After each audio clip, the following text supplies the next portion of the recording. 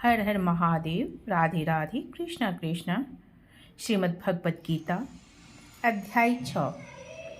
ऐसे पूर्ण परमात्मा से जीव आत्मा को विजय होती है, अर्थात सर्व कार्य सिद्ध तथा सर्व सुख प्राप्त होता है।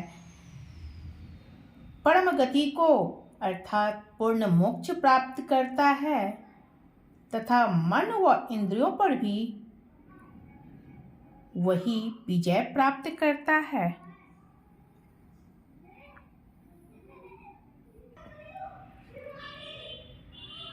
कथा शुरू।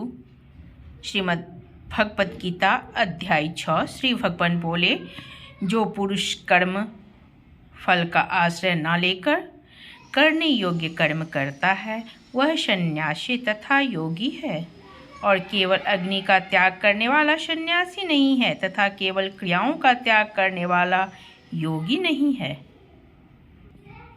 हे अर्जुन, जिसको सन्यास ऐसा कहते हैं उसी को तू योग जान, क्योंकि संकल्पों का त्याग न करने वाला कोई भी पुरुष योगी नहीं होता। योग में आरूढ़ उनकी इच्छा वाले मननशील पुरुष के लिए योग की प्राप्ति में निष्काम भाव से कर्म करना ही हेतु कहा जाता है, और योगारूढ़ हो जाने पर उस योगारूढ़ पुरुष का जो सर्व संकल्पों का अभाव है वही कल्याण में हेतु कहा जाता है। जिस काल में ना तो इंद्रियों के भोगों में और ना कर्मों में ही आसक्त होता है, उस काल में सर्व संकल्पों का त्यागी पुरुष योगारूढ़ कहा जाता है। अपने द्वारा अपना संसार समुद्र से उद्धार करे और अपने को अधोगति में न डाले, क्योंकि यह मनुष्य आप ही तो अपना मित्र है और आप ही अपना शत्रु है। जिस जीव आत्मा द्वारा मन और इंद्रियों सहित शरीर जीता हुआ है उस जीव आत्मा का तो वह आप ही मित्र है, और जिसके द्वारा मन तथा इंद्रियों सहित शरीर नहीं जीता गया है उसके लिए वह आप ही शत्रु के सदृश शत्रुता में बरतता है। सर्दी, गर्मी और सुख दुख आदि तथा मान और अपमान में जिसके अंतःकरण की वृत्तियां भलीभांति शांत हैं, ऐसे स्वाधीन आत्मा वाले पुरुष के ज्ञान में सच्चिदानंद घन परमात्मा सम्यक प्रकार से स्थित है, अर्थात उसके ज्ञान में परमात्मा के सिवा अन्य कुछ है ही नहीं। जिसका अंतःकरण ज्ञान विज्ञान से तृप्त है, जिसकी स्थिति विकार रहित है, जिसकी इंद्रियां भलीभांति जीती हुई हैं और जिसके लिए मिट्टी पत्थर और स्वर्ण समान हैं, वह योगी युक्त अर्थात भगवत प्राप्त है, ऐसे कहा जाता है।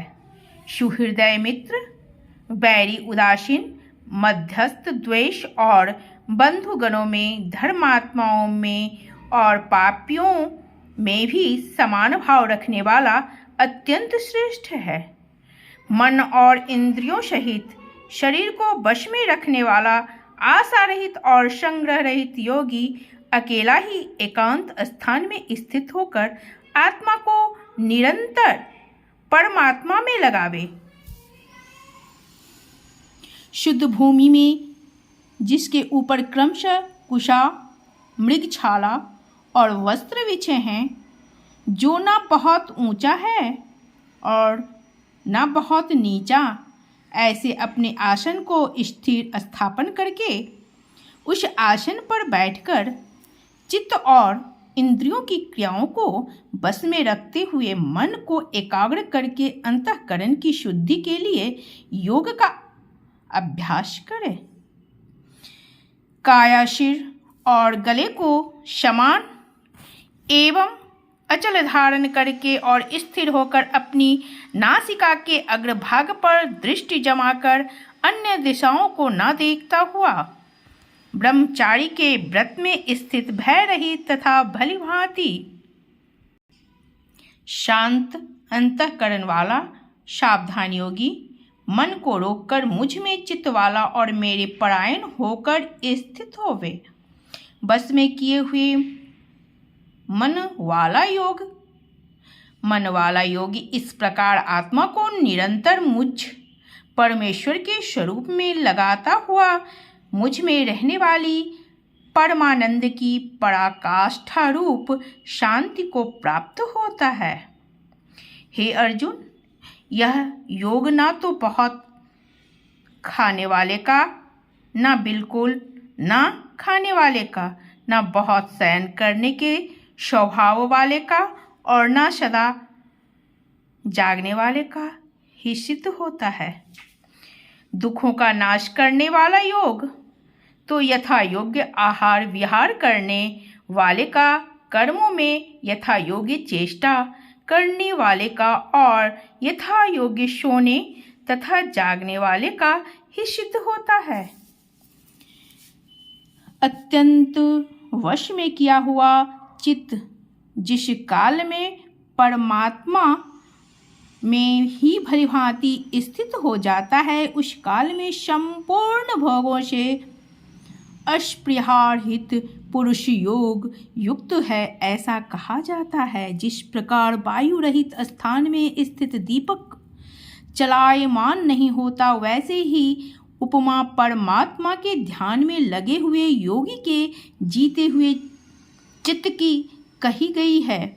योग के अभ्यास से निरुद्ध चित्त जिस अवस्था में उपराम हो जाता है और जिस अवस्था में परमात्मा के ध्यान से शुद्ध हुई सूक्ष्म बुद्धि द्वारा परमात्मा को साक्षात करता हुआ सच्चिदानंद घन परमात्मा में ही संतुष्ट रहता है, इंद्रियों से अतीत केवल शुद्ध हुई सूक्ष्म बुद्धि द्वारा ग्रहण करने योग्य जो अनंत आनंद है, उसको जिस अवस्था में अनुभव करता है और जिस अवस्था में स्थित है, योगी परमात्मा के स्वरूप से विचलित होता ही नहीं।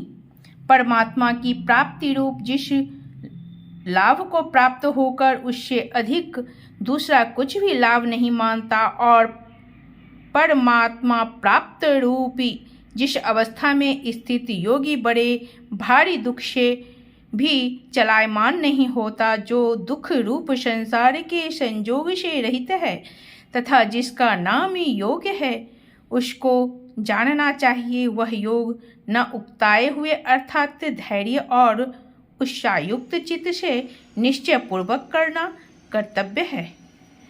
संकल्प से उत्पन्न होने वाली संपूर्ण कामनाओं को निःशेष रूप से त्याग कर और मन के द्वारा इंद्रियों के समुदाय को सभी ओर से भलीभांति रोक कर क्रम से अभ्यास करता हुआ उपरति को प्राप्त हो तथा धैर्य युक्त बुद्धि के द्वारा मन को परमात्मा में स्थित करके परमात्मा के सिवा और कुछ भी चिंतन ना करे।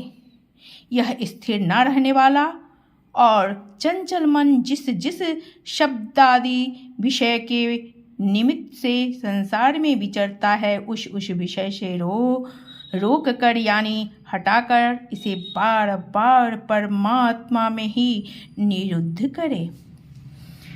क्योंकि जिसका मन भली प्रकार शांत है, जो पाप से रहित है और जिसका रजोगुण शांत हो गया है, ऐसे इस सच्चिदानंद घन ब्रह्म के साथ एक ही भाव हुए योगी को उत्तम आनंद प्राप्त होता है। वह पाप रहित योगी इस प्रकार निरंतर आत्मा को परमात्मा में लगाता हुआ सुखपूर्वक पर ब्रह्म परमात्मा की प्राप्ति रूप अनंत आनंद का अनुभव करता है। सर्वव्यापी अनंत चेतन में एक ही भाव से स्थित रूप योग से युक्त आत्मा वाला तथा सब में समभाव से देखने वाला योगी आत्मा को संपूर्ण भूतों में स्थित और संपूर्ण भूतों को आत्मा में कल्पित देखता है। जो पुरुष संपूर्ण भूतों में सबके आत्मरूप मुझ वासुदेव को ही व्यापक देखता है और संपूर्ण भूतों को मुझ वासुदेव के अंतर्गत देखता है, उसके लिए मैं अदृश्य नहीं होता और वह मेरे लिए अदृश्य नहीं होता। जो पुरुष एक ही भाव में स्थित होकर संपूर्ण भूतों में आत्म रूप से स्थित मुझ सच्चिदानंद घन वासुदेव को भजता है, वह योगी सब प्रकार से बरतता हुआ भी मुझ में ही बरतता है। हे अर्जुन, जो योगी अपनी भांति संपूर्ण भूतों में सम देखता है और सुख अथवा दुख को भी सब में सम देखता है, वह योगी परम श्रेष्ठ माना गया है। अर्जुन बोले, हे मधुसूदन, जो यह योग आपने समभाव से कहा है, मन के चंचल होने से मैं इसकी नित्य स्थिति को नहीं देखता हूँ, क्योंकि हे श्री कृष्ण, यह मन बड़ा चंचल प्रमथन स्वभाव वाला, बड़ा दृढ़ और बलवान है, इसलिए उसका वश में करना मैं वायु को रोकने की भांति अत्यंत दुष्कर मानता हूँ।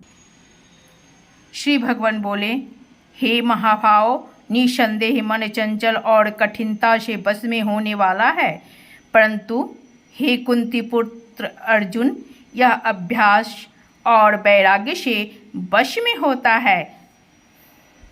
जिसका मन वश में किया हुआ नहीं है, ऐसे पुरुष द्वारा योग दुष्प्राप्य है और वश में किए हुए मन वाले प्रयत्नशील पुरुष द्वारा साधन से उसका प्राप्त होना सहज है। यह मेरा मत है। अर्जुन बोले, हे कृष्ण, जो योग में श्रद्धा रखने वाला है किंतु संयमी नहीं है, इस कारण जिसका मन अंतकाल में योग से विचलित हो गया है, ऐसा साधक योगी की सिद्धि को अर्थात भगवत साक्षात्कार को ना प्राप्त होकर किस गति को प्राप्त होता है। हे महाबाहो, क्या वह भगवत्व प्राप्ति के मार्ग में मोहित और आश्चर्य रहित पुरुष छिन्न छिन्न बादल की भांति दोनों ओर से भ्रष्ट होकर नष्ट तो नहीं हो जाता।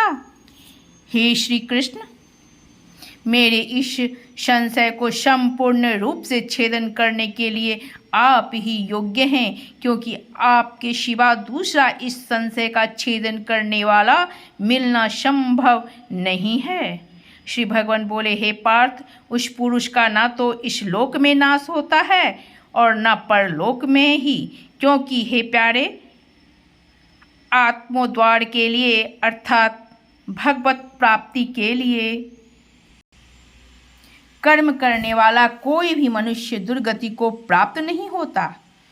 योग भ्रष्ट पुरुष पुण्यवानों के लिए लोकों को अर्थात स्वर्ग आदि उत्तम लोकों को प्राप्त होकर उनमें बहुत वर्षों तक निवास करके फिर शुद्ध आचरण वाले श्रीमान पुरुषों के घर में जन्म लेता है, अथवा वैराग्यवान पुरुष उन लोकों में न जाकर ज्ञानवान योगियों के ही कुल में जन्म लेता है। परंतु इस प्रकार का जो यह जन्म है सो संसार में निसंदेह अत्यंत दुर्लभ है। वहाँ उस पहले शरीर में संग्रह किए हुए बुद्धि संयोग को अर्थात समबुद्धि रूप योग के संस्कारों को अनायास ही प्राप्त हो जाता है। और हे कुरुनंदन, उसके प्रभाव से वह फिर परमात्मा की प्राप्ति रूप सिद्धि के लिए पहले से ही बढ़कर प्रयत्न करता है।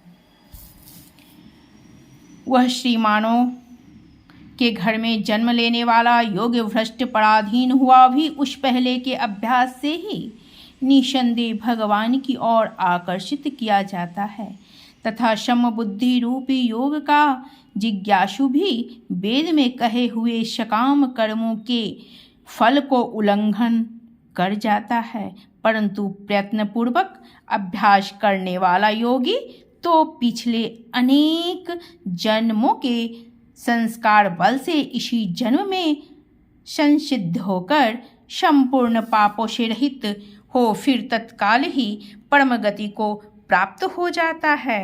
योगी तपस्वियों से श्रेष्ठ है, शास्त्र ज्ञानियों से भी श्रेष्ठ है माना गया है, और सकाम कर्म करने वालों से भी योगी श्रेष्ठ है। इससे हे अर्जुन, तुम योगी हो।